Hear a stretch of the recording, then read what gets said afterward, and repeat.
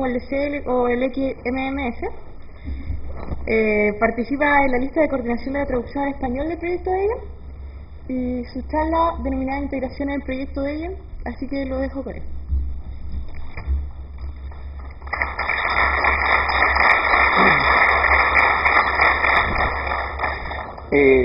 Decidí tomar esta charla porque actualmente en Chile no existe ningún desarrollador de Debian, ni yo lo soy todavía. Lamentablemente el proceso del nuevo desarrollador es un proceso bastante largo y complicado. De hecho me ha tomado más de un año completarlo sin aún que me creen la cuenta. Pero aún así encuentro que he cooperado bastante en el proyecto y sin necesitar una cuenta, digamos, para hacerlo. Así que los invito desde ya, antes de empezar con mi charla, a trabajar bien con el asunto. Ahí existen una gran cantidad de áreas que les van a interesar bastante con respecto a lo que voy a hablar. Primero hay que entender básicamente cuál es la estructura de un dev. Un dev es un archivo que funciona de tal forma que trae una serie de contenidos, digamos, el dev no es binario, se descomprime con el comando AR y adentro viene un archivo de control y el programa propiamente tal, ya compilado obviamente. Para hacer los paquetes dev, ustedes hay dos procesos que deben hacer. Primero, cuando bajan un tarball, digamos, de cualquier programa que ustedes deseen debianizar, digamos, puede ser por ejemplo el GitToxic o cualquier otro, lo primero que ustedes tienen que hacer es crear un directorio Debian adentro del source original. Esto se hace con un comando que se llama dhmake, generalmente el más usado actualmente, y eso crea una estructura dentro de un directorio que se llama Debian, y viene una serie de archivos tales como el changelog, el control, el rules, que es el más usado para construir los paquetes, etcétera. Pero en Debian no solamente existen los dev cuando ustedes bajan programas y cosas así, sino que existen una serie de archivos que también son sumamente interesantes. Por ejemplo, el fichero, el change, que cuando ustedes realizan un paquete, la persona que sube el programa lo que hace es subir el archivo change, además de los otros archivos, como los dev. Existe otro archivo que se genera que es el diffgz, que es un archivo que se genera con respecto a los cambios que ustedes hicieron en el source con respecto a la versión original. Todos los cambios deben ser hechos en ese diffgz. Pero también a veces no se usa diffgz. Cuando no se usa esto es cuando nosotros hacemos un paquete nativo para Debian, por ejemplo como el apt o el dpkg, que son herramientas desarrolladas específicamente para Debian, pero no restringen a usarla, como ya hemos visto en las otras charlas que hablan sobre Debian. Un programa no puede restringir solamente usar programas solamente para Debian, tiene que ser abierto para usarlo en cualquier otro lado. De hecho, como bien saben, en Red Hat y en otras distribuciones han realizado trabajos para usar dpkg y apt y ha resultado sumamente bueno en cuanto a experiencia. De hecho, el apt-rpm, a pesar de que no contiene muchos repositorios para usar, es una herramienta súper buena que le está funcionando bastante a la gente de Red Hat y solucionar el problema típico que tienen que empezar a bajar dependencias y todo. dpkg es la herramienta principal de Debian, es la que permite, digamos, instalar los paquetes. Lee el archivo .dev, lee su estructura, la extrae y empieza a activar, descomprime el source y la coloca de tal forma en el sistema que queda instalado y guarda obviamente una versión en su base de datos. Posteriormente, cuando ustedes necesitan información o necesitan actualizar o necesitan eliminar o cualquier otro cambio que necesitan, lo primero que lee es la base de datos de dpkg. Y apt es un frontend para dpkg, pero generalmente se confunde que apt es el encargado de bajar los paquetes de internet. En general no es así. Por ejemplo, muchas veces tenemos dos paquetes que usan dependencias de unas de otras, y lo que hace apt es resolver las dependencias. Al momento de instalar Debian, de hecho, cuando ustedes lo instalan, les pregunta si desean usar source, HTTP, FTP, disco duro, etcétera. Además existen herramientas de empaquetado que son las que nos permiten, como su nombre indica, empaquetar los programas y hacerlos más cómodos. De hecho, no necesariamente vamos a hacer solamente programas para Debian. Muchos programas que he hecho de paquetes por ejemplo el Qmail, que no está en Debian por un asunto de licencia, lógicamente, pero es sumamente bueno tenerlo empaquetado porque yo lo uso bastante, entonces no voy a estar configurándolo a cada rato, no voy a estar compilándolo a cada rato, sino que simplemente bajo y le hago las consultas pertinentes y configuro la máquina y quedo configurado fácilmente. Y así con todas las herramientas que ustedes puedan usar, o sea, el hacer paquetes Dev, aparte de lo bonito que es cooperar con Debian, puede ser una herramienta bastante útil para gente que trabaja en administración de sistemas y quiere estandarizar todo. De hecho, podrían hacer un Dev que sea servidor.dev y va a traer toda la configuración, todo lo necesario para armar un servidor de una forma bastante simple, lo que es bastante bueno. O sea, van a instalar un servidor en menos de media hora solamente respondiendo preguntas. ¿Cuáles son las ventajas? Que podemos manejar las dependencias de una forma mucho mejor a que hacer un script en batch, por ejemplo. Documentación al respecto existe bastante. Existen manuales oficiales y no oficiales. Para empezar el trabajo como desarrollador, deben leer estos tres sí o sí. En caso contrario, cuando inicien el proceso de nuevo desarrollador, va a ser bastante complicado que lo aprueben, si es que no tienen esta referencia. En caso contrario, van a estar por mucho tiempo, más de un año, 2 años, tratando de que la persona que lo está revisando lo apruebe. Existen tres. El Debian Policy, que es que indica cómo tiene que ser de la forma legal en cuanto a estructura el paquete de que ustedes están usando. Si no están de acuerdo con el policy, no van a poder hacer nada, será rechazado inmediatamente al momento de ser subido al archivo. Este tema de subirlo al archivo madre de Debian es un tema súper delicado en cuanto a que no van a aceptar cualquier cosa, tiene que ser sumamente cuidadoso la gente. De hecho, yo el primer paquete que hice, que fue la IEP, costó 4 meses que lo subieran. Estamos hablando de un programa que es sumamente pequeño, y aún así, un punto y coma, rechazado. Falta esto, rechazado. Le falta copyright, rechazado. Le falta, no sé, pues falta un pequeño detalle del copyright, le falta agregar un autor, rechazado. O sea, tiene que ser prácticamente perfecto. El maintainer with es bastante utilizado también en el sentido de que explica paso a paso cómo hacer un dev. De hecho, se usa el Gentoo, que es un manejador, es como el Midnight Commander, pero para X, y explican paso a paso, o sea, descomprimir el tarball, crear la estructura de directorios, luego generar el .dev, los div, los change y el DSC. El DSC es un archivo que debe llevar la firma digital de ustedes, porque cada paquete existe lo que se llama la red de confianza, the Web of Trust.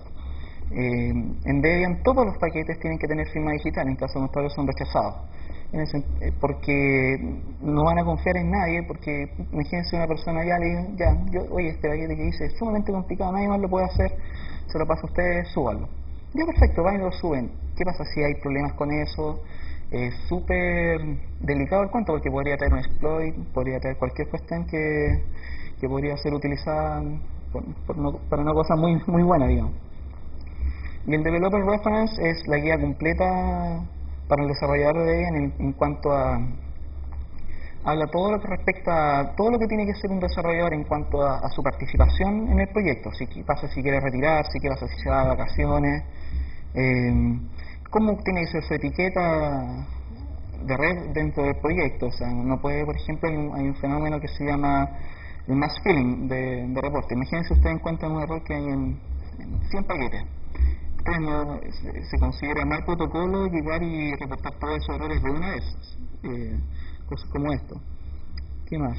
En general con esa triple documentación no van a tener problema en cuanto a generar los paquetes, ¿no? Ya, ahora veamos, esa ya fue la introducción latera, y ahora viene cómo hacemos un paquete dev y lo hacemos que llegue a Debian. Ese es el proceso más complicado. Bueno, primero, obviamente, debianizarlo. Vamos a usar un paquete que se llame Gentoo, por ejemplo, lo vamos a bajar, vamos a descomprimirlo, vamos a crear la estructura de directorios, y después con el comando build package o the build, que son dos paquetes que sirven para generar los paquetes dev, nos va a generar el div gz, nos va a crear un archivo un directorio que se llama original.tar.gz, en el cual está el código original, y luego tenemos que realizar una serie de pruebas para comprobar que nuestro paquete esté en buen estado. Básicamente son 4. Una de ellas es obviamente instalar el programa y ejecutarlo de manera que funcione. De hecho hay programas en Debian que ni siquiera hay unos programitas que están reportados ahí que ni siquiera funcionaban. O sea, al momento de tú lo instalabas, lo tratabas de ejecutar y morían. Eso obviamente no puede pasar. Los errores que se te pueden encontrar a tu programa deben ser de tipo no culpa tuya, digamos, o si es culpa tuya, mínimo, porque en el caso que son graves, tu reputación, digamos, se va a las pailas. Y existen 3 herramientas muy útiles. Una que es Lintian. Lintian lo que hace es analizar todo el paquete dev o los paquetes dev que se generen y revisa que cumpla con todo el policy. Por ejemplo, revisa que su standard version, que es ¿cómo se llama? Es el estándar que define Debian para que todos sus paquetes estén en buen orden, ¿ya? Revisa el change, revisa que por ejemplo, hay algo súper importante, que cada paquete binario que ustedes generen debe tener una página man, ¿ya? O sea, si no, se van a encontrar con problemas.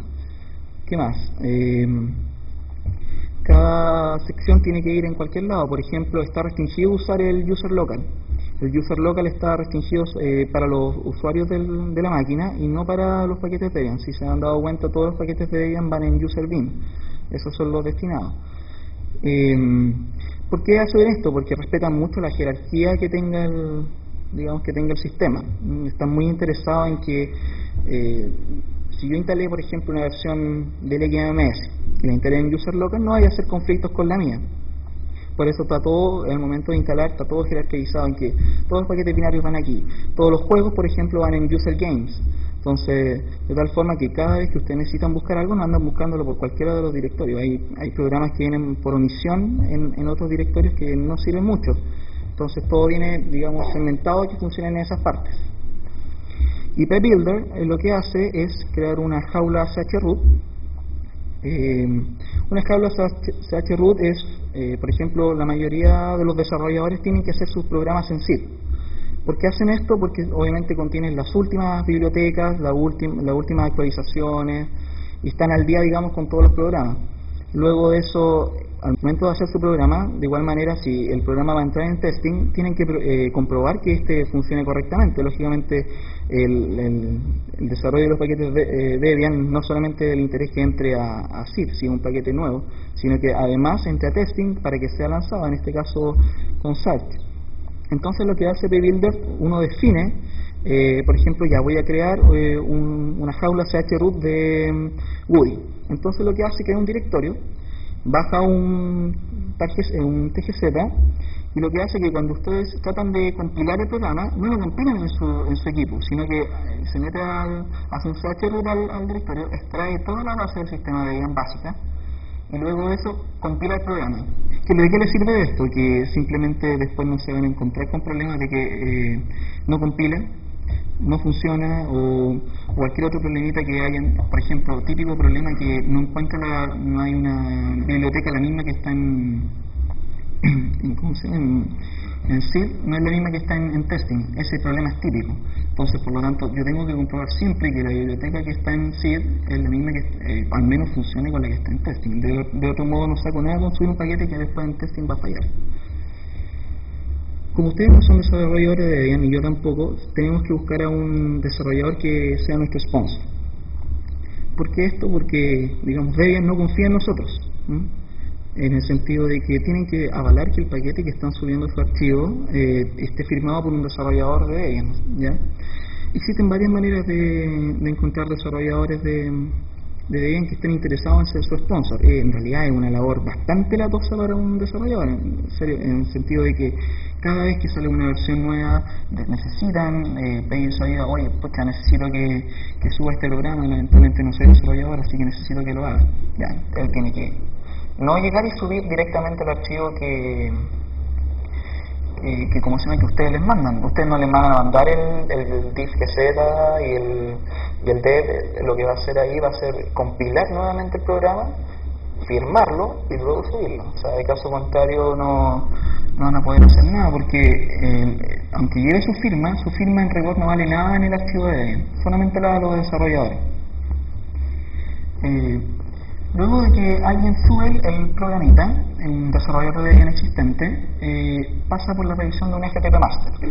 Un FTP Master lo que hace es revisar que el programa, generalmente, la revisión de él no es tan exhaustiva, digamos, como lo que va a hacer su sponsor, debido a que el FTP Master, por razones obvias, va a confiar en el contenido, en el elemento que le está enviando el sponsor correspondiente, ya que un desarrollador de Debian se supone que ya tiene todos los conocimientos, está comprobado que el gallo sabe, pero de igual manera lo prueba y lo compila, digamos, esa es la primera labor, y encuentra los errores más generales, y en el caso que no los cumpla puede rechazarlo, en caso contrario se acepta, y ahí se produce, dependiendo de la urgencia que ustedes hagan del upload, se produce el ingreso a testing. A ver, este cuento de ingreso a testing es bastante complicado en el sentido de que, por ejemplo, actualmente no están aceptando nuevos paquetes en testing, por el sentido de que como están en un proceso de eliminar todos los errores que hay, tienen que de tal forma empezar a trabajar con los errores que ya hay antes de ingresar un programa que, imagínense, ingresan x.org a Debian. Imagínense cuántos errores trae x.org, cuántos problemas se van a reportar, y eso va a sumar y obviamente va a retrasar el lanzamiento de SAT, cosa que obviamente ya se ha discutido hace harto tiempo, hay harto tiempo que no se ha lanzado, ha habido un trabajo exhaustivo de los desarrolladores, pero lamentablemente aún quedan release critical bugs que no están permitiendo que se lance testing. Bueno, luego que ustedes ya han mantenido un tiempo un programita, viene el proceso ya de hacerlo legal. O sea, esto implica conseguir acceso a las máquinas, conseguir su cuenta Debian y todo lo que corresponde. Pero para eso ustedes necesitan completar una serie de pasos y una serie de pruebas. Estas pruebas son las siguientes. El advocate, que es muy parecido al sponsor, pero es alguien que ya ha visto su trabajo durante un tiempo y quiere decir, oye, ya este personaje ya merece pertenecer y sería muy interesante su trabajo, verlo en Debian, por lo tanto yo digo, soy un aval de él y digo, no, él va a ser un buen desarrollador, así que yo lo avalo a que entre en el proceso.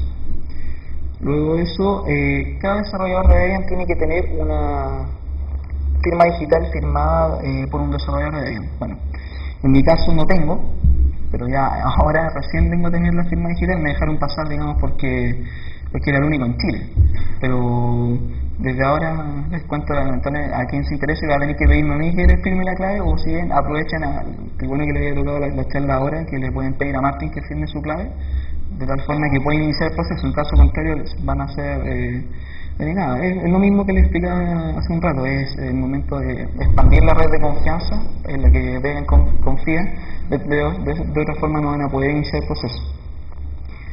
Luego viene la parte de las pruebas, que son dos. Las pruebas han ido cambiando hace mucho tiempo. Cuando recién empezaron, al final era, hola, ya, ¿queréis ser desarrollador de Debian? Ya, una cuenta, el tiro. Al momento ya no es tan así, el proceso ya toma por lo menos un año en cuanto a todo lo que respecta, y la parte de filosofía y procedimientos es una prueba de toda la documentación que yo les hablé, más experiencia. Le ponen casos reales de lo que ustedes harían como desarrolladores, y ahí antes de ese proceso se le asigna un Application Manager, que es un desarrollador de Debian existente, quien va siendo como su profesor durante todo este proceso, y él va revisando que todas sus respuestas obviamente sean correctas, y en el caso que lo amerite puede complementarlas. Cuando sus respuestas son, digamos, estuvo en un 90% correcta, el desarrollador va y la complementa. En caso que su respuesta sea realmente deficiente, le dice, no, mira, la verdad es que este cuento no es así, va por este lado, vuelve a investigar, y así se va logrando harto el proceso. Como ustedes entenderán, Los desarrolladores están muy ocupados en este momento con el proceso del nuevo mantenedor. En este momento está muy complicado, en el sentido de que como todos están preocupados del lanzamiento de Sark, nadie está interesado en pescar a los nuevos que se meten, o sea, con los que están ya está siendo suficiente para abarcar el Debian Installer. Y luego que pase el lanzamiento de Sark, este proceso se va a iniciar de nuevo y esperamos que sea más expedito. De hecho, cuando se hizo el lanzamiento de Wii también pasó exactamente el mismo problema. La gente no iniciaba el proceso y tomaba años. De hecho, hay algo re cómico que actualmente está esperando un Application Manager Jan Murdoch, que ustedes saben que es una persona muy importante que no necesita ir dentro del proceso del nuevo mantenedor, y aún así, esperando más de 5 o 6 meses, aún no tiene un Application Manager. Luego de que se pasa a la parte de filosofía y procedimientos, que es una parte complicada, o sea, son muchas preguntas y bien complicadas, viene la parte de Task and Skills. En Task and Skills vienen preguntas también muy complicadas con respecto a la creación de programas, digamos, ¿no? O sea, pruebas reales. Por ejemplo, ¿qué debo hacer en este caso? ¿Qué pasa si un programa no tiene la dependencia necesaria para hacerlo? ¿Qué pasa si qué es un paquete virtual? ¿Qué son todas esas cosas? Empiezan a hacer una serie de preguntas súper complicadas que ustedes necesitan mucha investigación. En realidad, las primeras preguntas son generalmente muy fáciles de contestar, pero al final vienen preguntas que no vienen en los manuales, de tal forma de comprobar su proceso. Vienen algunas preguntas de compilación de librería simbólica y con opciones, y súper complicadas, pero no con el sentido de que ustedes no tengan ni idea y no sepan nunca responder, sino que en el sentido de que ustedes tienen que ser capaces de investigar, averiguar, evaluar y luego responder. O sea, eso es lo que buscan con esas preguntas más complicadas, digamos. Una vez que se completa todo este proceso, llega a las manos ya de los poderosos dentro de Debian, los que permiten que ustedes puedan tener una cuenta dentro del sistema. Estos son dos, el Front Desk y el DAM. El Front Desk se supone que es un equipo de gente que revisa su aplicación de que esté correcta luego de la aprobación de su Application Manager, pero actualmente la revisa solamente una persona, que es Martin, efectivamente, en este momento, una de todas las cosas que hace. Y luego de que él revisa, le envía su feedback, de ahí pueden pasar directamente a la parte del DAM. ¿Y el DAM quién es? Es la persona en este momento menos querida dentro de él, porque lamentablemente es una persona, pero no por culpa de él, digamos. O sea, el gallo es una persona que trabaja todo el día, tiene muchas labores en Debian, él es, aparte del DAM, es un FTP Master, o sea, está encargado de revisar que todos los días todos los programas que llegan estén en un estado correcto, los aprueba. Además, Key Master revisa todo el funcionamiento del keyring de Debian, que no es público, es privado, y además es el encargado de crear todas las cuentas en Debian. O sea, es una tremenda labor que le han encargado a él, y lamentablemente, de hecho, conversaba hoy día con Martin qué pasó, por qué no lo han cambiado. De hecho, o sea, está bien que el gallo es muy cap, pero lamentablemente no hay nadie que en este momento pueda hacer la labor que hace, porque imagínense, el asunto de darle todo el poder en las máquinas de Debian es un asunto bastante de confianza. O sea, no hay que llegar y dárselo a cualquier persona.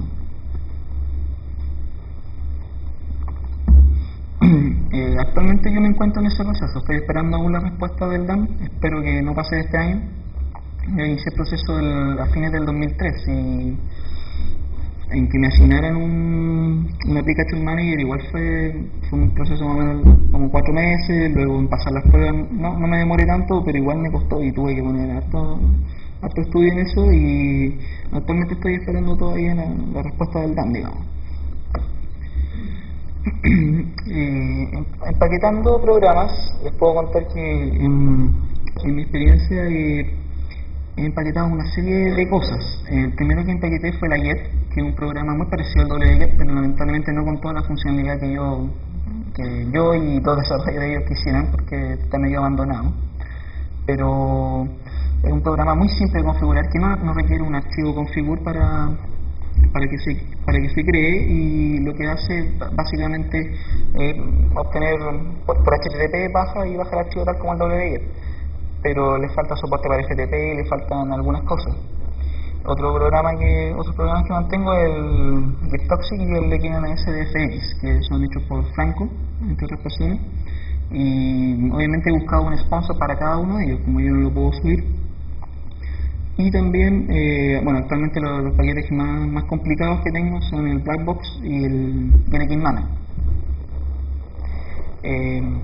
Esa labor es bastante complicada, la del XMAME, por ejemplo, porque el XMAME es un paquete que está en non-free, ya no está en la sección inicial de main. La diferencia entre main, country y non-free es que cada una de ellas, Debian tiene, como ustedes saben, tiene 11 arquitecturas a las cuales entregar sus paquetes. Cuando ustedes suben un programa que está en IO 386, sube y pasa directamente a las otras máquinas que se llaman BLD, y se empiezan a autocompilar y generan los paquetes. Pero ese servicio, esa infraestructura, está solamente dada para los paquetes que están en main, no para los que están ni en country ni en non-free. Por lo tanto, ustedes entenderán que cada vez que tengo que hacer un cambio, tengo que revisar cada vez que compile en i386, en Spark, en PowerPC y en toda la arquitectura. En caso contrario, no los puedo subir. Pero el XMAME es un programa igual un tanto complicado de manejar. De hecho, instalarlo ya es complicado. Luego, imagínense todas las líneas que tienen que usar, de tal forma de usar las optimizaciones para IC86, para usar las optimizaciones para PowerPC. De repente en PowerPC no compila porque está usando una opción de más, tienes que usar un if. Al final el Debian Rules, que es el archivo donde se compila finalmente el programa, se vuelve un archivo largo, lleno de if para cada arquitectura.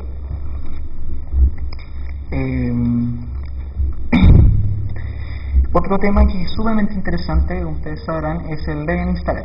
El Debian Installer actualmente se maneja no por CDS, sino que por Subversion. Y actualmente me dieron una cuenta ahí, pero solamente me da una cuenta de full acceso, pero como invitado, digamos, ¿no? Y actualmente me dedico a toda la parte de traducción del manual junto con otra persona, con una otra persona que se coordina en toda la lista de correo oficial de la lista en español de Debian. ¿Ya? Ese tema es quizás no muy interesante para algunos. Quizás alguna gente no tiene ganas de mantener paquete y todo, y actualmente el proceso del nuevo desarrollador permite que gente que no necesariamente quiere mantener paquete y quiere dedicarse solamente a la traducción pueda ocupar en el proyecto. Igual va a conseguir una cuenta en Debian y de igual manera va a conseguir acceso a todas las máquinas y de todas formas. El proceso de traducción es un proceso bastante interesante en el sentido de que la coordinación que se debe tener, y cada vez que ustedes hacen un cambio no actúan solos, digamos, o sea, cada cambio grande que ustedes hacen siempre se solicita revisión, de tal forma de que la gente, las otras personas que son más expertas en el tema, puedan revisar de que la traducción que ustedes están realizando es mucho mejor, digamos. Existen otras áreas de ayuda que realmente se necesita gente. En la parte de traducciones, como les decía, obviamente yo trabajo solamente en la parte español. Hay gallos que son bastante capos, pero lamentablemente no tienen mucho tiempo para trabajar, y muchas veces nos quedamos cortos en cuanto a gente que nos permita avanzar. Hay muchas páginas más, muchos ficheros de configuración, de muchas cosas que aún no tienen traducción al español, y eso es súper malo. Aunque en español vamos bien avanzados en cuanto a traducciones, se supone que Debian debería estar disponible en todos los idiomas.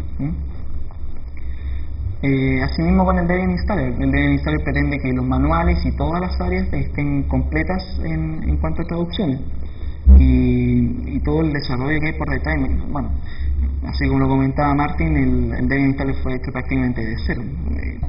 Como se sabe, Debian no era una distribución más o menos fácil de instalar, y por eso se decidió partir de cero. Existen herramientas súper interesantes como el Discover, que permite identificar todo el hardware de su computador, y el Discover 2, que es la nueva versión de Discover, que también se realiza en Debian Install.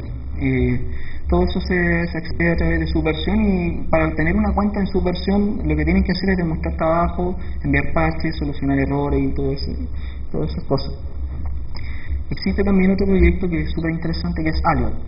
Alert nació de la idea de brindarle a la gente que no tiene posibilidades. Por ejemplo, yo soy un programador súper bueno y quiero que toda la gente que pueda revisar los parches que yo he hecho para la distribución, y lamentablemente tengo conexión por modem, no tengo dónde subirle y todo eso. Yo puedo participar en los proyectos a través de Alert, y se crea cada proyecto, puede tener un espacio en Alert que le brinda acceso a CDS, lista de correo, para revisar código, etcétera, etcétera. O sea, es un proyecto súper importante, pero lamentablemente está, en el sentido de crear nuevos proyectos, está sumamente restringido para los desarrolladores.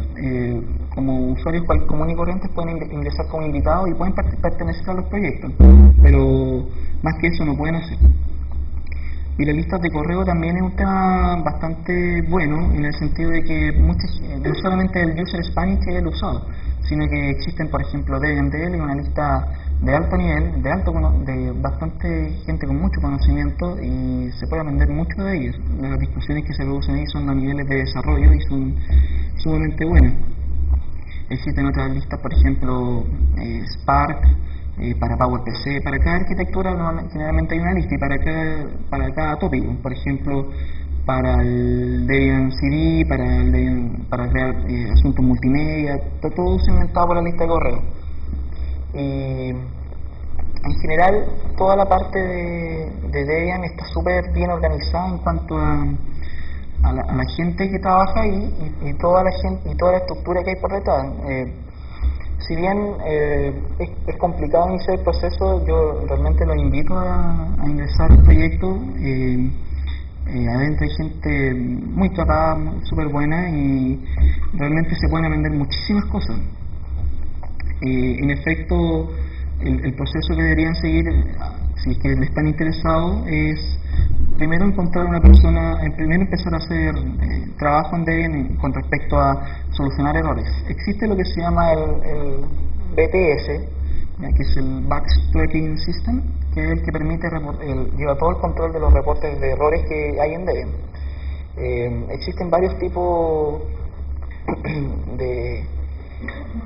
obviamente están todos segmentados por paquetes, y cada uno tiene una propia nivel de error que es. Por ejemplo, existen los que se llaman Release Critical, que son los reportes, los errores los cuales impiden que ese programa pueda ser lanzado junto con, por ejemplo, con Search.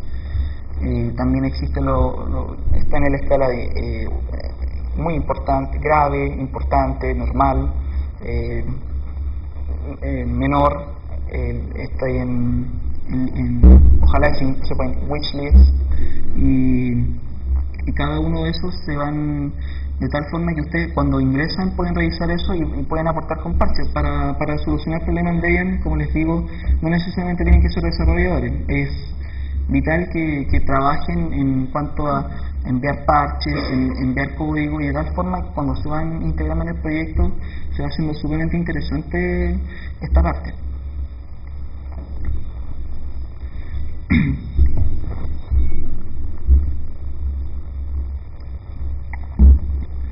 Ahora bien, ¿cómo lo hacemos para iniciar el proceso de tal forma de que no nos compliquemos mucho? Les voy a comentar un poquito sobre las preguntas que se hacen en los tests de Debian. Uno de ellos son, el Philosophy and Procedures. Ahora que ya repasé todas las diapositivas, voy a hablar específicamente de cada una. Empezar acá de la estructura, ahora que yo lo tengo pensado de esta forma, o sea, a diferencia de todas las otras exposiciones, quiero pasar primero general y ahora repasar la parte más técnica. La estructura de los dev, como les decía, se pueden descomponer en los archivos AR, y de tal forma que adentro viene el fichero de control. ¿Qué ficheros trae el directorio de Debian? El primer archivo que tiene es un archivo de control, en el cual se especifica la fuente del archivo, se especifica la versión, se especifica cuáles son existen varios tipos de dependencia. Existen lo que se llaman las field depends, que son los paquetes que se requieren para que este programa sea compilado. Si no existe ese, no se puede ni siquiera compilar. Después existen otros que son las líneas de dependencia, de tal forma de que qué programas se requieren para que este pueda ser ejecutado. Y también existen otros campos, tales como recommends, que recomienda paquetes, suggests, que sugiere paquetes. Hay una gran diferencia entre esos dos. Y además viene la descripción ¿cómo se llama? del programa, y de tal forma de estar todo estructurado en ese archivo. Cualquier cambio de ese tipo tiene que ir directamente en el archivo control. Existe otro archivo que se llama el changelog, que nos permite revisar los cambios que han sido hechos. Ahora, cuando nosotros tomamos un paquete, lo empezamos a trabajar, tenemos que mantener los cambios anteriores, al menos que sea un paquete nuevo, obviamente, que nosotros estamos recién empezando. Cada uno de esos, de ese changelog, puede llevar un pequeño campo que se llama closes. Cuando uno va a hacer un lanzamiento de un paquete porque va a cerrar un bug report, tiene que agregar, o sea, en rigor todos deberían agregarlo, pero no es tan estricto de que lo agreguen. Tiene que agregar un campo que se llama close, y de tal forma que pueda agregar y automáticamente cuando se sube cierra el reporte. A ver, voy a dejar aquí para que quede un giro.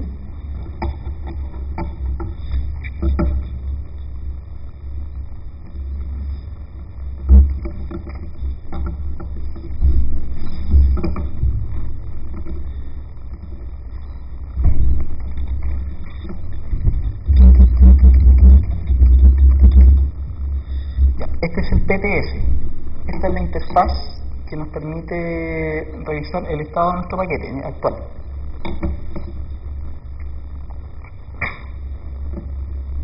Por ejemplo, vamos a revisar el Blackbox.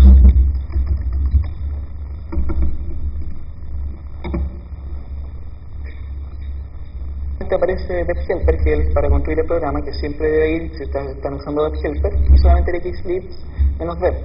Dado que xlib-dev ya depende de todas las librerías, de todos los compiladores y todo, por lo tanto es siempre recomendable que en build depends vaya la menor cantidad de paquetes posible. Aquí está quién es el mantenedor, en este caso yo, la versión estándar. ¿Cuál es el paquete que yo voy a generar? Que en este caso va a ser Blackbox. La arquitectura. Aquí existen dos tipos. Una que es arquitectura AO, que significa que va a funcionar para toda la arquitectura sin necesidad de compilarlo. Y arquitectura ANI, que significa que cada block o block que se haga va a compilarlo específicamente para cada arquitectura. En este caso va a compilar para i386. Si lo suben a una máquina Spark, va a compilar con Spark. Luego viene la línea de dependencia, que me indica que este paquete va a generar, como la extrae de una variable, va a generar automáticamente las dependencias. Ahora, si yo quiero agregar una dependencia más, aparte de las que genera automáticamente con un script, puedo agregarla acá separándolas por comas. Acá viene una línea que me dice que provee un X Window Manager. En Debian existe lo que se llama el sistema de las alternativas. Esto me permite a mí de tal forma de que, por ejemplo, yo quiero instalar un navegador, por ejemplo. El navegador también usa el sistema de alternativas.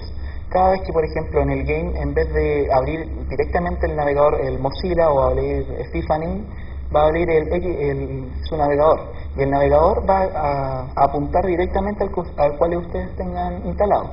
En este caso, si ustedes, provee un X Window Manager, provee un manejador de ventanas, de tal forma de que cuando hagan algo con respecto al X Window Manager, este archivo va a apuntar hacia el sistema, las alternativas van a apuntar hacia Blackbox. Sugiere el paquete menú, que es para manejar toda la parte de los menús de Blackbox.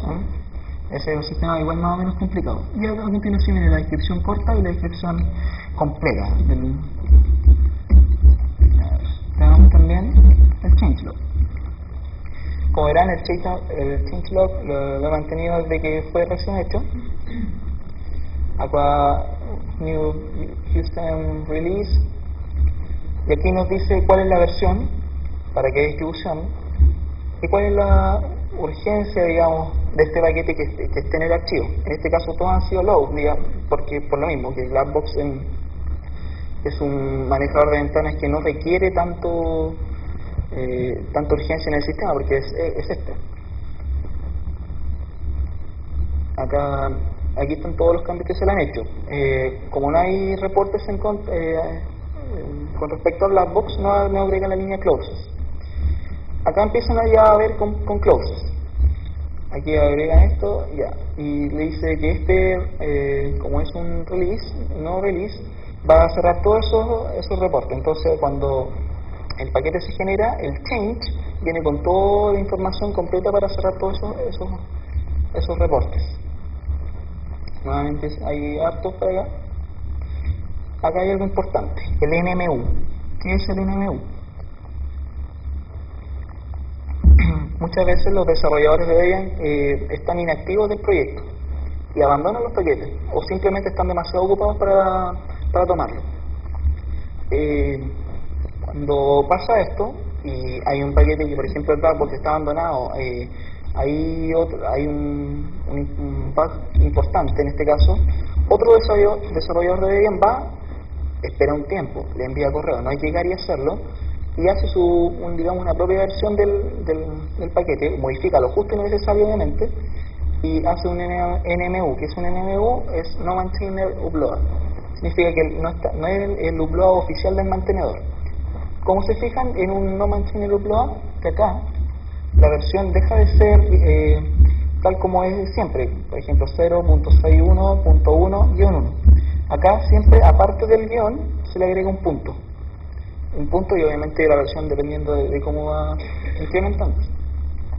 Si se fijan, como acá ya no se pescó mucho, aquí hay otra persona, otro mantenedor, adoptó el paquete. Ahí dice que ya el mantenedor arregló esas cosas, eliminó directorio y cerró todo.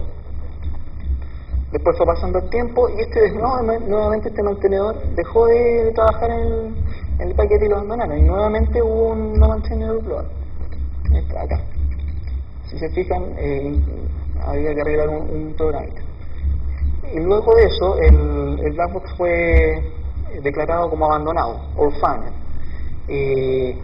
Cuando un paquete está abandonado, lo que hacen ustedes, pueden adoptarlo, tal como un hijo, sino que van y mandan a través del BTS, mandan que ustedes dicen, oye, ¿sabes qué? Yo quiero ser ahora el mantenedor, yo tengo tiempo, voy a estar preocupado del programa, así que ya. Y una vez que lo toman, ustedes obviamente siguen todo el proceso que ya expliqué del desarrollador y lo usan. Y acá están los cambios que yo he hecho, ¿no? Agregué un archivo para de tal forma que pueda ser iniciado con GDM, el menú método. Yo soy el nuevo mantenedor porque alguien cuando abandonaron, obviamente se crea un reporte, entonces tengo que obviamente cerrarlo. Acá hay otro tema importante, Fixed FTBFS, Files to Build from Source. Significa que con la última versión, ahí probablemente mi culpa fue que no estaba trabajando con la última versión del compilador, y se produjo un file to build from source. Significa que cuando subió al archivo, en las otras máquinas no se pudo compilar y falló en la compilación. Eso es grave, ¿ya? Por lo tanto tuve que subir inmediatamente una versión para arreglarlo. Tenemos también el archivo rules. El archivo rules es el archivo más importante en el momento de hacer programas, hacer paquetes de Debian. Y acá vienen una serie de partes: las flags que voy a usar yo para hacer el programa, el menú por defecto, la limpieza del directorio completa y todas las formas que yo voy a hacer el paquete, digamos. Voy a instalarlo, voy a hacer el test root, voy a instalar los documentos, voy a instalar el menú, voy a instalar el changelog, voy a comprimirlo, voy a arreglar los permisos, y voy a hacer que se genere el dev. Va a generar el n de 5 sums y va a crear el dev. ¿Ya? Esta es la parte más importante del de la estructura de Debian. Existen otras partes que se llaman los scripts del mantenedor, que son en general 4: post-inst, pre-inst, pre-rm y post-rm. ¿Qué significa esto? Después de la instalación, antes de la instalación, luego de eliminar y antes de eliminar. Son súper útiles y se usan generalmente cuando, por ejemplo, en MySQL, cuando les pregunta si desea que cuando se elimine el paquete, quiere que borre toda la base de datos. Eso se hace a través de devconf. Devconf es la manera de preguntar al usuario legal dentro de Debian. Ya las preguntas a través de un script así hecho en batch o cualquier cosa está totalmente obsoleto. Toda la manera de preguntar cosas al usuario se tiene que hacer con devconf. Existe otro archivo que es el copyright, que también es sumamente importante que vaya, y tiene que ser pero claro y preciso, porque si alguien encuentra que este paquete no debe estar en main, se va a producir un reporte y va a haber toda una discusión con respecto a eso.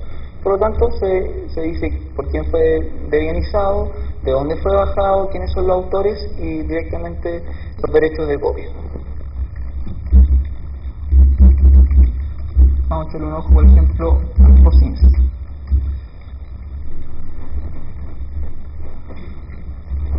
Acá lo que hace es usar, como les explicaba, el sistema de las alternativas, de tal forma que agrega Blackbox como una alternativa como Windows Manager, luego también que le agregue como una página más. Esto es todo después de la instalación. Viene toda la parte de ahí de configurarlo y ¿cómo se llama? Revisar si es que existe, por ejemplo, aquí el Blackbox menú, eliminarlo simplemente. Otro archivo que es importante es el realm.debian, que generalmente se incluye para darle información al usuario. Por ejemplo, el menú, el sistema de menú de Blackbox es totalmente diferente al de los otros Windows Manager, no usa el estricto que exige Debian, pero de igual manera es bastante bueno. Se tiene que agregar una línea, de tal forma que la información que no es necesario preguntársela, pero sí necesitamos que el usuario la sepa. Lo primero que uno le dice cuando, por ejemplo, a mí me reportan un error: oye, pucha, esto yo lo puse en el random.debian, por favor, antes de mandar un error, reportar un error, tienen que obviamente avisar. Y aquí está también el archivo docs, que viene con todos los archivos de documentación que yo deseo que vengan en el paquete de Debian. Más que generalmente es eso. Los otros archivos no son tan importantes como ahí está el post-rm, o sea, después de que lo elimino, antes de eliminarlo, etcétera. Vamos por la parte de acá de los reportes de errores.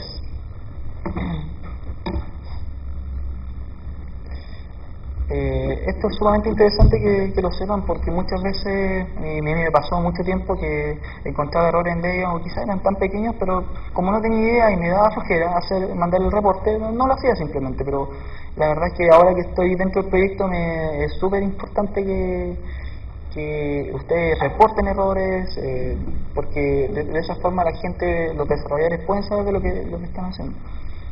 Por ejemplo, aquí hay un reporte que a mí que hicieron, que cuando hay una página mala en Mozilla, cuando el título es demasiado largo, el Blackbox se come el 100% de la CPU. Obviamente es un bug importante, no es cualquier cosa. Ahí le respondí si aún estaba presente este bug y me dijeron que sí, así que una vez que ¿cómo se llama? Que ya confirmé el bug, y ya tengo que obviamente decir que está confirmado y tengo que empezar a trabajar en él. Como se dan cuenta, no he avanzado mucho, pero tengo que hacerlo en algún momento. ¿Cómo reporto errores? Importante. Existen generalmente dos formas, a través del programa Report Bug, que me permite reportar todo súper facilito. O sea, te pregunta, oye, ya, ¿para qué paquete? ¿Cuál es el error? Etcétera, enter y hace todo. O la manera correcta o otra de las maneras es mandando un correo a submit@books.debian.org, y ahí uno tiene que definir un montón de de cosas con respecto a cuál es, si es importante o no. Por ejemplo acá el paquete al cual pertenece, cuál es la versión y en general cuál es, aquí hay un ejemplo. Cuando invoco hello sale adiós en el ejemplo de reporte. Y bueno, existe la parte de la severity, que también es importante, que como les decía a ustedes, si por ejemplo si falta un punto y coma en la descripción, van a ponerle que es un release critical, obviamente, o sea, no tiene sentido, sino que por ejemplo es un error menor, ¿no? Y además existen los tags. Los tags le permiten al desarrollador identificar inmediatamente y dar información a la gente que está viendo el error. ¿Qué pasa con este reporte? Por ejemplo, unas veces se asigna el tag que ya está solucionado, cuando hay un NMU, fixed, o cuando el problema no es suyo, es del autor, se coloca upstream, y así en general, ¿ya? Obviamente siempre tienen que reportarlo con respecto a la versión que corresponde, de otra forma no sirve. Y aquí están, por ejemplo, aquí hay otro en espera que todavía no atiendo tampoco, pero obviamente la prioridad número uno primero es sacar los release critical, luego de eso tratar de atender a los normales. Aquí, por ejemplo, acá yo puse el tag pending porque efectivamente pasaba lo que él me decía. Y otras veces también se usan otro tipo de tags, por ejemplo irreproducibles, que también es por ejemplo xmame. Acá yo tengo un contenedor porque el paquete igual es más o menos grande, es complicado de manejar, así que necesito a alguien que me ayude. Acá no solamente genero un archivo binario, genero varios, generando xmame común, GL. Ustedes cuando hagan programas, por ejemplo, acá yo tengo el xmame para toda la arquitectura. ¿Cuál es la ventaja de esto? Que mientras menos espacio ocupe yo los servidores de Debian, es mejor, ¿ya? Y aquí, por ejemplo, tengo directamente acceso al Intune. El Intune me reporta todos los problemas que tengo yo como mantenedor. Tengo un problema acá en el Toxic, en Blackbox y en el GNS. Luego no tengo problema.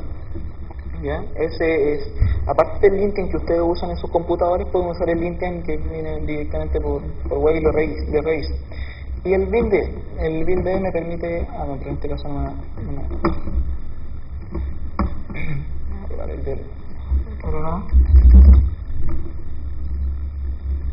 de la get. Vamos a ver cómo funciona el asunto de los builders.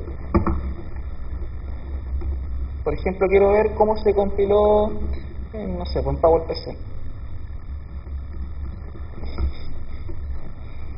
Aquí usa lo que les explicaba con respecto al pbuilder, muy similar, es una jaula chroot, y lo que hace es bajar, que está en el servidor de incoming, lo baja, ejecuta con sudo y lo instala, y empieza a instalar las dependencias que requiere. Una vez que instala las dependencias, empieza a construir el paquete y luego genera obviamente el binario, no genera solamente lo que necesita. Y una vez que está todo eso, si es que es correcto, lo sube al archivo y ya pasa a ser oficial y todos los usuarios de PowerPC y toda la arquitectura son felices con respecto al archivo, digamos. Y acá obviamente tengo los archivos, el DSC, que como explicaba es el archivo que firman los source, las fuentes originales. Cada vez que ustedes hacen, por ejemplo, bajé un programa, voy a hacer la versión número 1 del programa Gentoo. Cuando hago la versión número 2, el source que estoy usando tiene que ser el mismo que estaba usando anteriormente, a menos que sea una versión nueva. Caso contrario, rechazado, tiene que ser exactamente la misma versión. Bueno, y para finalizar, celebra nomás que va a finalizar. Bueno, como les decía desde un principio, los invito a participar en el proyecto de Debian. Cualquier duda, consulta. Bueno, mi exposición quizás podría haber sido un poco más práctica, pero lamentablemente no podía hacerla tan práctica si no conocen el proceso como es en general. O sea, Espero para la próxima ya hacer construir paquetes en vivo e indirecto, que es lo más importante, pero si lamentablemente no se ve cómo es por arriba, no se gana mucho. De igual manera, mañana en el BOF vamos a estar respondiendo todas las dudas con respecto a la creación de paquetes o el release de SAT y todo eso. Bueno, ¿podemos hacer una ronda de preguntas?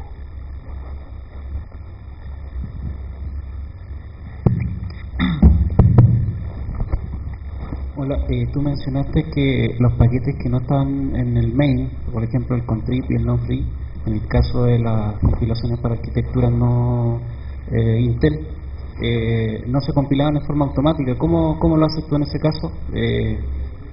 Tengo que proporcionar cada uno de los paquetes binarios. Es que es el problema que actualmente tengo en el XMAME, que lamentablemente no puedo proporcionar un paquete binario para cada una de las arquitecturas. Como tengo solamente IEEE 8.6, proporciono ese y tengo que pedirle a otro desarrollador que por favor compile el programa y lo suba. Pero para los paquetes non-free, la infraestructura de los builds no existe. Solamente tengo que proporcionar cada uno de los para PowerPC, para Spark y para todo. Obviamente siendo desarrollador la tarea es un poco más fácil, ya que como tendría acceso a las máquinas podría dejar compilando y luego subir. Ok. Otra consulta. Sí. Mencionaste el tema de las alternatives. Después cuando cuando mencionaste el tema de las alternatives, si no me equivoco, el archivo control o en uno de esos ¿Ya? al comienzo, por ejemplo, que proveía un X Window Manager. ¿Ya? Después te genera en forma automática el script para actualización de las alternatives, o eso tú tienes que meterle el código. Exactamente, tú tienes que generar el código que actualice la alternativa de tal forma de que cuando se elimine o cuando actualices, genere la alternativa de tal forma de que puedas usarla. Si es que ya eliminaste Blackbox, obviamente no tienes para qué tener la alternativa de Blackbox. Tú tienes que generar en el post-inst específicamente. O sea, ese proceso no está automatizado por las herramientas, por ejemplo, que tú mencionabas al comienzo. No, las dos herramientas en general, el de build y el DHMate. El DHMate lo que hace es solamente crear la estructura de directorio con todos los archivos adentro. Y el de build es el que ejecuta el rules con ciertas opciones y lo compila. Nada más que eso. Ok, pues.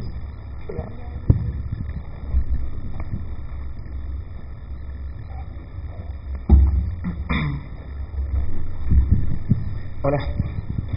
Dos cosas simplemente. Me gustaría saber cuánto tiempo dedicas tú, no sé, por la semana o diario al proyecto y cuál es tu motivación. ¿Qué te motiva a participar en el proyecto? Y si nos pudiera dar algún consejo a las personas que estaban interesadas en participar. Consejo más profundo.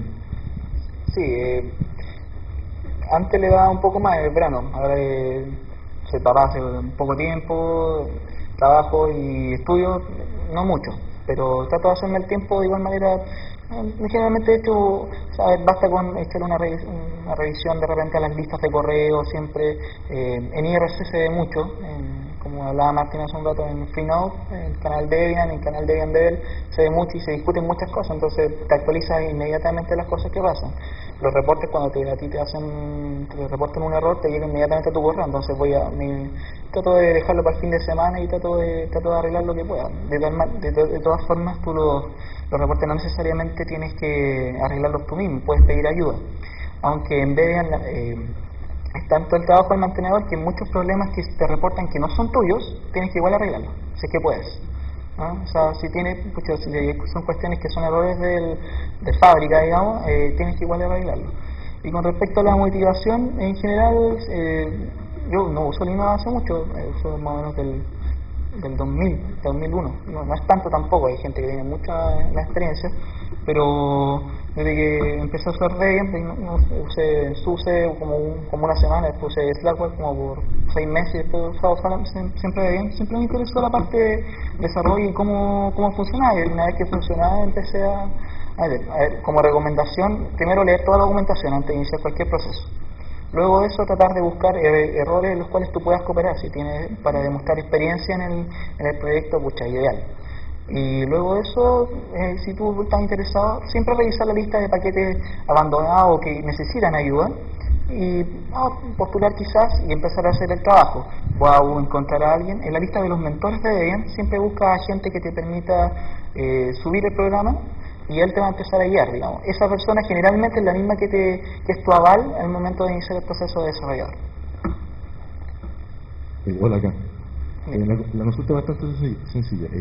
¿Qué opina la gente que mantiene Debian de, por ejemplo, proyectos como backports.org que de alguna manera desordenan un poquito toda esa rigidez que nos presentaste?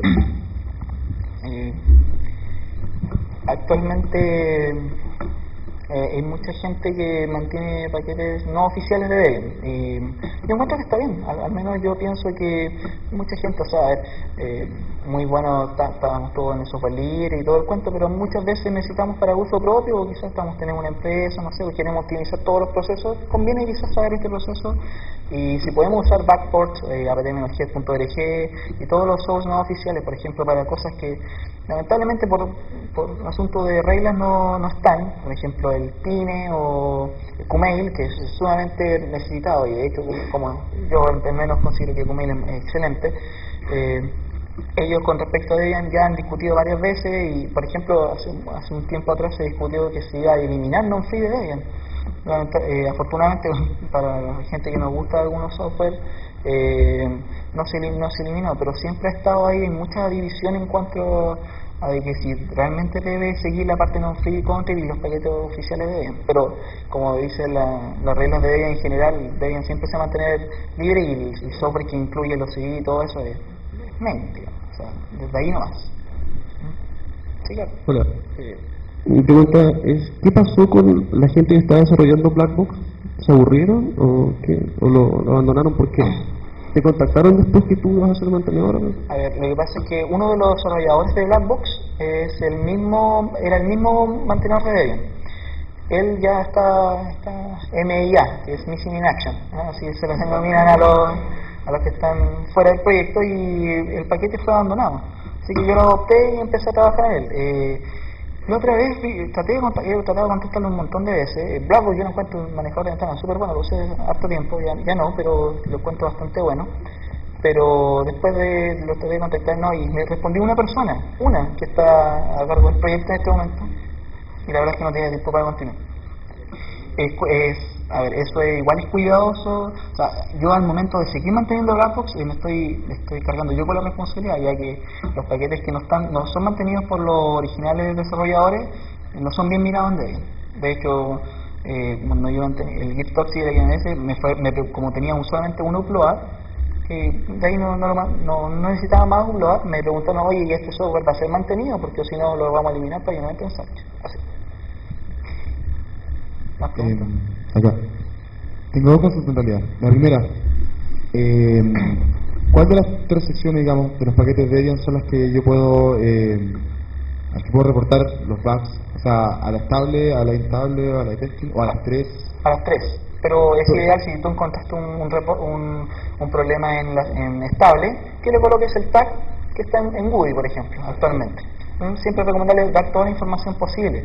Si por ejemplo si encontraste un error, oye, mira, no me compila, eso nos ayuda un poquito. En cambio, si me manda un debug completo, porque eso sería bastante útil para determinar la raíz del problema. Por otro lado, por ejemplo, tú dices que de repente hay paquetes que lo abandonan, ¿cierto? ¿Qué pasa, por ejemplo, si hay un paquete que yo utilizo que está, por ejemplo, yo trabajo con Search y resulta que descubro que tiene un problema, quiero reportarlo y me doy cuenta que ya no hay ningún mantenedor del paquete? ¿Qué pasa con ese paquete? ¿Lo eliminan finalmente? ¿Qué pasa con la gente que trabajaba con ese paquete y que sigue trabajando con los Tarbal? ¿Qué ocurre? Si nadie primero, bueno, obviamente para un paquete sea eliminado de la distribución igual es complicado, o sea, toma tiempo, pero se hace. Primero lo que hacen es tratar de contactar al mantenedor. Si no contesta el mantenedor, después de un proceso, ya que confirmado que el mantenedor no está disponible, lo marcan como abandonado. Dejan un tiempo, se avisan en la lista de correo que el paquete está abandonado. Si nadie lo toma, y nadie realmente, después de un tiempo, simplemente lo elimina. Y lo último. Sí. A mí me pasa una cosa bien curiosa. Yo trabajo con Search, como te decía, y cuando instalé por apt-get el AMSN, tengo un problema con algo. Sin embargo, la misma versión, cuando la bajo el Tarbal y la compilo, no funciona impecable. ¿Pero qué error? O sea, yo uso escritorio KDE, y no me funciona el dock, me queda minimizado, no se me va al ¿Y trámite. revisaste si ese error ya está reportado? No lo encontré reportado. O sea, no lo he reportado todavía porque acabo, o sea, nunca me he metido en ese cuento por lo mismo que seas tú, me da como lata antes.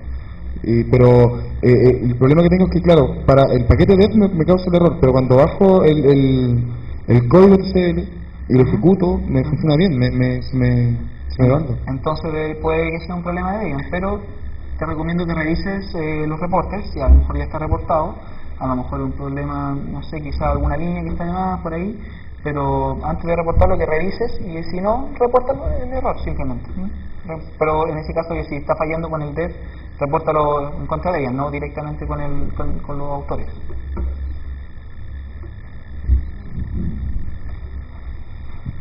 Hola Bruno, mi pregunta un tanto off topic. ¿Cómo se financia Debian? Bueno, Porque hay mucha gente que trabaja y el trabajo es bastante arduo, requiere mucho tiempo y no dudo mucho que se haga por tanto amor al arte. Voy a darte uno novio. si tú te metes al canal Debian Boot, que es el canal que manejan todo el Debian Installer, te darás cuenta que hay una persona que se llama Joey Hess, que trabaja todo el día. Está todo el día. Yo, las veces que lo he visto, está trabajando, haciendo cambio.